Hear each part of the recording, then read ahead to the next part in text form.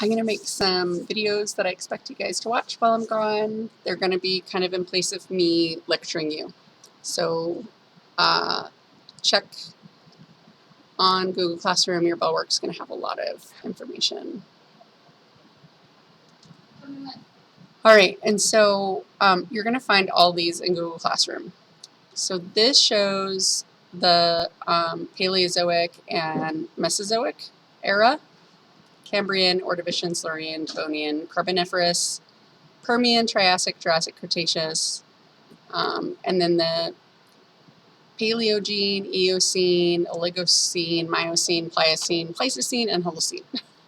And so on the bottom, it shows you like millions of years before present, thousands of years before present. So, and you can see this 0 that's right here, and then it has delta T, it's in Celsius. It's like, is it warmer or is it colder than like the average temperature of what we're used to? So you see these warm, you see these cold bits, and you have these ups and downs like throughout all of Earth's history. And so we're going to talk about like what causes that and how we know. So these right here are all like the examples of things that you need to know for this topic. So major increases in global volcanism increases atmospheric carbon dioxide. Okay. And so these are kind of like the overall arching, and these numbers represent what slide numbers you find that information on. So we're going to be talking about what are the major factors that influence climate on a geological timescale, and some of that is like carbon dioxide, which we talk about like today. So where does most of Earth's volcanic activity occur? Is it hotspots, mid-ocean ridges, transform plate boundaries, and subduction zones? And so it's actually mid-ocean ridges. So where there's spreading happening, those are really, really big areas of volcanism. And so geology and climate are interrelated. So when you have major episodes of increased volcanism, it produces a lot of carbon dioxide. And carbon dioxide is a greenhouse gas, and greenhouse gas warms the planet. And so this is saying most of our volcanism occurs at mid-ocean ridges.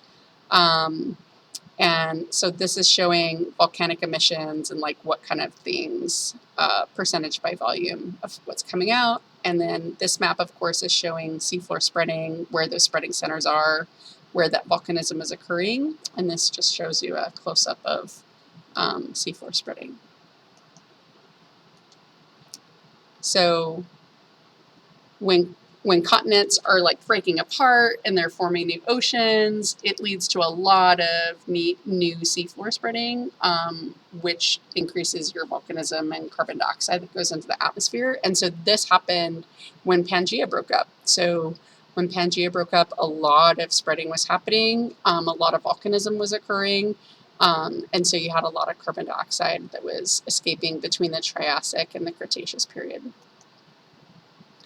So when we have major episodes of increased volcanism, it produces a lot of carbon dioxide in our atmosphere. And so one specific event that happened was the Siberian trap flood basalts. This was 250 million years ago.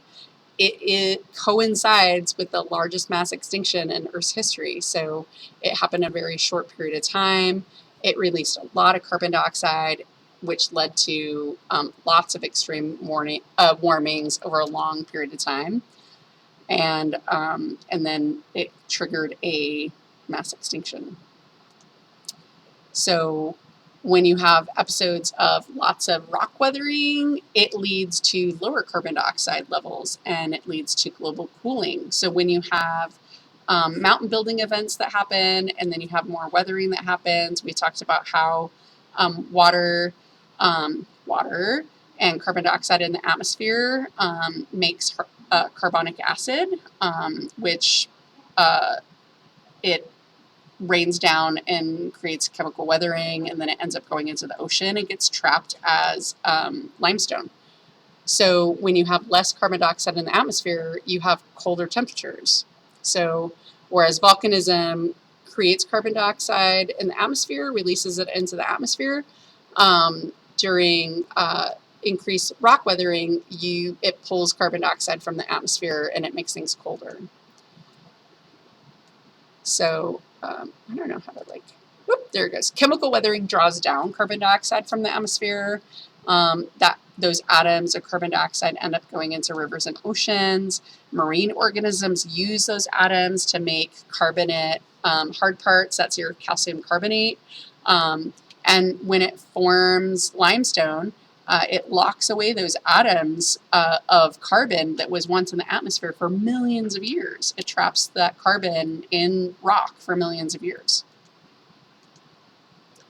So what increases rock weathering? Well, when you have mountain building, like the formation of the Himalayas right now, and it's exposing new rock to weathering, that chemical weathering pulls the carbon dioxide from the atmosphere, and the largest mountain ranges form during massive continental collisions.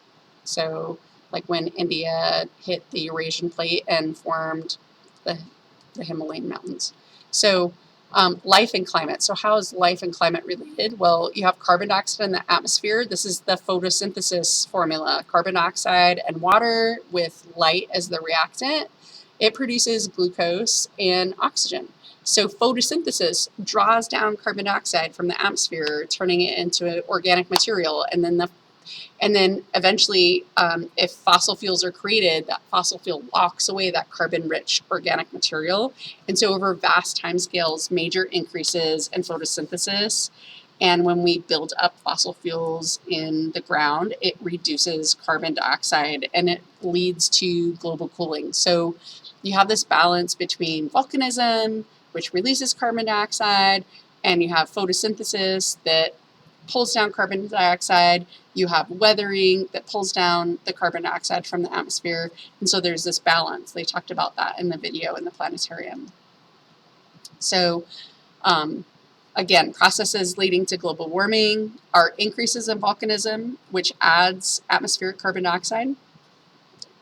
Two different ways that happens most of the time is seafloor spreading and huge flood basalts.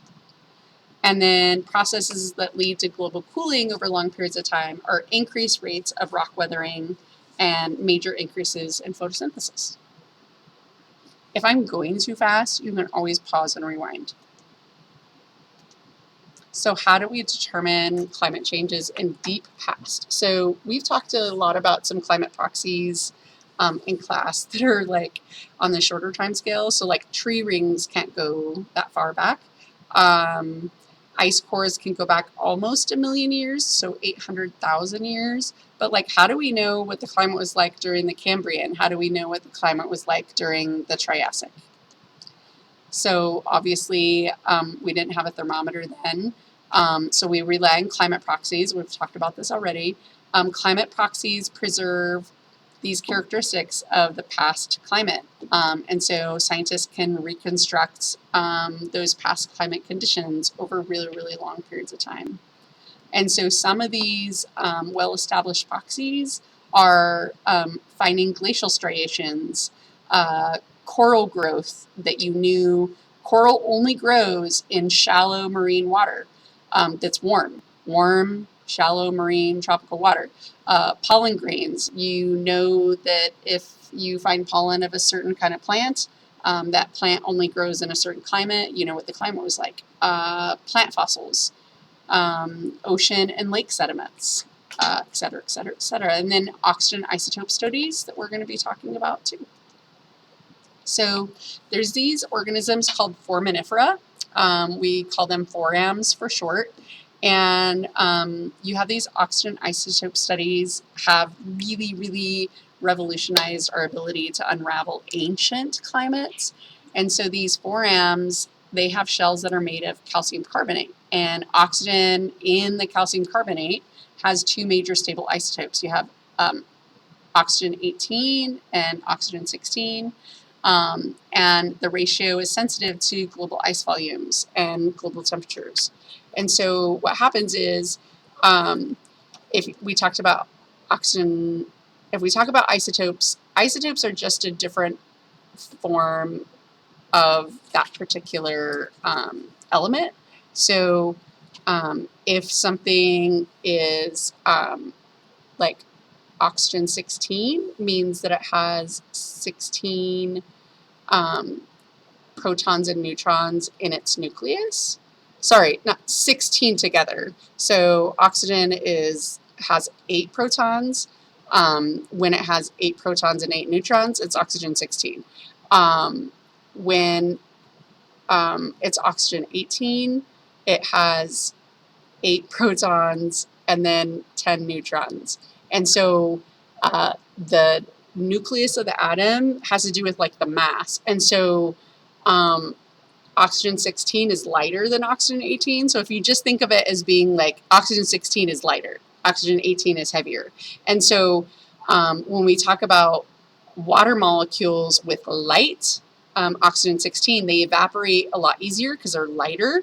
And so water in the clouds become enriched with oxygen 16. So when you have like these big oceans, right, you have a high concentration of oxygen 18 in the water. Why? Because it's not easy to evaporate the 18. So then the 16 gets evaporated. Water vapor in the atmosphere is enriched with oxygen 16. You still have some oxygen 18, but not as much. And so then it's converted to snowflakes. And so what ends up happening is when you have ice, you have ice is higher in oxygen 16 than oxygen 18. So number 2, clouds lead to precipitation, including snow. When Earth is colder, more snow gets trapped within the ice sheets and glaciers. So large ice sheets and glaciers, they lock away oxygen 16. So with so much oxygen 16 locked in ice on land, the oceans become depleted in oxygen 16 and more concentrated in oxygen 18. So it's more of like a ratio. And so oxygen isotope ratios within the forams, they reflect the oxygen isotope ratios of the ocean. So during cold periods, more oxygen 16 is trapped in the ice sheets and glaciers, and those ice sheets can't return to the ocean. So this means during cold periods, the forams that are in the oceans, they become depleted in oxygen 16, and they have higher concentrations of oxygen 18. And so here you see this image here. It says forams provide a record of these fluctuating oxygen isotope concentrations going back hundreds of millions of years. And it's a very stable isotope proxy. And so this data that they've collected has really like made climate studies like pretty revolutionary. And so ice cores provide multiple lines of detailed climate data going back 800,000 years. So now we're not talking about the forams in the ocean, we're talking about ice cores. And so this famous Vostok ice core is 10,705 feet long. And so that's almost 2 miles. And so what they do is they drill down, and they're getting the climate record going back 800,000 miles. It's kind of crazy. And so what happens is lots of climate data within the ice cores. So they analyze the layers of ice and the bubbles inside the ice because the bubbles are trapped atmosphere. How do you determine temperature throughout the last few thousand years? So this is where you use tree ring data, growth of stalactites and stalagmites in caves, tax records, and almanacs, and writings and paintings. So this is a Sumerian farmer's almanac that is 3,500 years old, and it's talking about what the climate was like during that period, because you had to really keep track of weather patterns when you're farming. This this painting was done during a time that a river that never freezes is frozen over in the 1500s, and it's indicative of a different climate that was happening during what's called the Little Ice Age. So you're saying, yeah, but like we know this because a hallmark of good science is reproducibility and the ability to check conclusions against other methods. And so what's happening is there's been uses of all these different climate proxies, and all these climate proxies are saying the same thing. And so this is like using all these different all these different lines here are different research studies that have been done, and they're all kind of saying the same thing, like as far as what ice cores are saying corresponds with some of the ice cores, which correspond with some of the pollen data, which corresponds, like so forth and so forth. So how has climate changed in the deep past? So here is our geologic time period. So we have the Precambrian, which is most of time, and then the Paleozoic, Mesozoic, and Cenozoic. So Earth's early temperature would have fluctuated significantly because there was like these bombardments that were happening from like the leftover formation of our solar system. And so early Earth would have been significantly hotter than today. There was a lot of residual heat from the formation of the planet, and they had really, really high levels of carbon dioxide. So this graph kind of shows you the makeup of the atmosphere.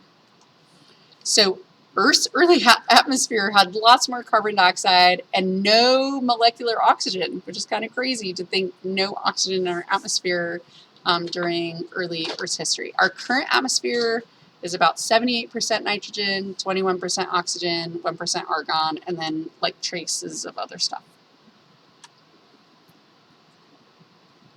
So photosynthesis and rock weathering significantly lower carbon dioxide levels in the early Earth, and the planet cooled down. So, Christian, grab this. And so, about here in the Precambrian, you have the oldest evidence of life, fossils. And then in this brown area, you have more rock weathering as the earliest continents developed, which lowers carbon dioxide. And then you have the evolution of photosynthetic bacteria, which lowers carbon dioxide and starts releasing oxygen into the atmosphere. And so it ends up cooling the planet down like crazy.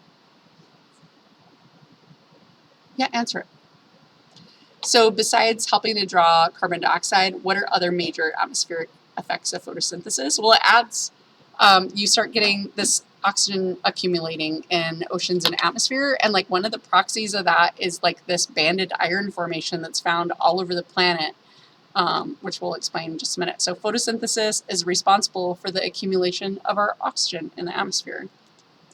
So these banded iron formations, they formed in these huge layers all over the planet around 2.4 to 1.8 billion years ago. And they have layers of hematite, which is rust, and magnetite, which is a type of iron oxide. And they're indications of when the oxygen first started building up in Earth's atmosphere and oceans, and they're a source of like 60% of like all the iron in the planet. And so what happened here is you have iron and oxygen makes these iron oxides. And so you can't get these iron oxides without oxygen in the atmosphere. And so during this time, the bands are from the back and forth between those photosynthetic organisms that were creating oxygen. And it's really kind of cool. So this major increase in photosynthesis and weathering lowered the atmospheric carbon dioxide so much that we had these huge significant cooling episodes in Earth's history called snowball Earth events, where the entire planet was covered in ice. So during snowball Earth, there was widespread evidence that glaciers were at sea level at the equator. There's a link here if you want to learn more about it. So now we're looking up here during the Phanerozoic, which is the Paleozoic era, Mesozoic era, and Cenozoic era. So oxygen isotope data gets much better, and this allows us to determine ancient climate with more precision. So now we're going to zoom in on the Phanerozoic. So the detail and data and number of proxies gets better and better as we go from here. to more recent time, of course, when we have thermometers. So we're going to skip the Paleozoic and start with the age of the dinosaurs. So now we're starting at 250 million years ago. So about 250 million years ago, whoop, you had this major spike in temperature, whoop, major warming event. There's several reasons for the rapid warming. The Siberian trap flood basalts were happening that released a catastrophic amount of carbon dioxide. Like I said, it coincided with the most severe mass extinction. This happened up here in Siberia. So these effects of carbon dioxide are not hypothetical. There's like lots and lots of lines of evidence. So like here in this picture, the largest volcanic event in Earth's history, what is the evidence? From volcanic rocks, and you can like date them. This also coincides with the dramatic rise in carbon dioxide. There are 4 different lines of evidence for this. Whoop. 250 million years ago, there was a rise in carbon dioxide. And it also ended up creating a warming period. And the evidence for this is oxygen isotopes in the foraminifera and other plankton in the oceans that were trapped in limestone today. And then it also coincided with a major mass extinction in the history of animal life. So the evidence is from the fossil record. And so how were the warm temperatures sustained over such a long time scale? So like most of the Mesozoic and early Cenozoic. So 200 million years of warm. And so the warmer temperatures that happened were due to the breakup of Pangaea. So the rate of volcanism significantly increased as Pangaea was breaking up through seafloor spreading. So when you have more volcanism, you have more carbon dioxide. When you have more carbon dioxide, it traps heat close to the surface of the planet. So there was another warming period, another flood basalt that happened. It was 65 million years ago, the Deccan Traps flood basalt. It also released a lot of carbon dioxide and caused even more warming. And this coincides with a mass extinction that killed off most of the dinosaurs and many other species, as well as that, like the asteroid that hit the planet. So when we're talking about that really long period of warming, so you had volcanism from Pangaea breaking up, you had the Deccan Traps flood basalt, so super warm over 200 million years. And during the Cenozoic, you started having a cooling trend. So during most of the Cenozoic, you had a cooling trend. And so what's happening here? More plate tectonics. So the separation of Antarctica established a circumpolar current. So our currents also kind of can change our climate. Our land masses move towards the poles. When you have land, it accumulates more snow and ice. It's harder to accumulate snow and ice over the oceans. You had the uplift of the Himalaya Mountains, the uplift of the Andes, the uplift of the Colorado Rockies, which led to weathering. And then you had a seaway that closed. We'll talk about that more in a little bit. And then you had the formation of the Central American Land Bridge. So like between North America and South America, you no longer had an ocean current to flow between those. So the Himalayas started forming about 40 to 50 million years ago. The closure of the Tethys Seaway happened about 15 million years ago. What happened was it deflected equatorial waters to the poles and it cooled the Earth. So no longer was there the ability for the equatorial water that's warm water to move to the poles really easily. And so here, this cooling trend right here that we're looking at, when we had no northern hemisphere ice cap at this period of time, and then when you had the formation of the Central American Land Bridge about 2.5 million years, it also deflected equatorial water to the poles and cooled the Earth. So got some land animals that are pretty similar between North America and South America. Or, I'm sorry, they're pretty different from each other. It wasn't until 2.5 million years ago that they were able to migrate between North America and South America. So during the Quaternary glaciation, this is our current ice age. So it began 2.5 million years ago when there was permanent ice sheets at the North Pole and the South Pole. So right now we have ice sheets in the North Pole and South Pole. Before we didn't all the time. So ice ages, what that means is times in Earth's history with significant volumes of permanent year-round ice caps at the poles. And so this just kind of shows you when that happened. And right now we're looking at the Quaternary glaciation, which is our current ice age. Quaternary is like a period of time. So we're currently in an ice age, but there have been many significant fluctuations within this ice age. So we're going to zoom in here now between the Pleistocene and the Holocene, part of the Pliocene. So recap everything. When you have major increases of photosynthesis and weathering, it lowers carbon dioxide and it contributes to cooling episodes. Photosynthesis is responsible for the buildup of oxygen. All right, again, right here, hint, this might be a test question. This warming trend right here was due to the Siberian traps flood basalts.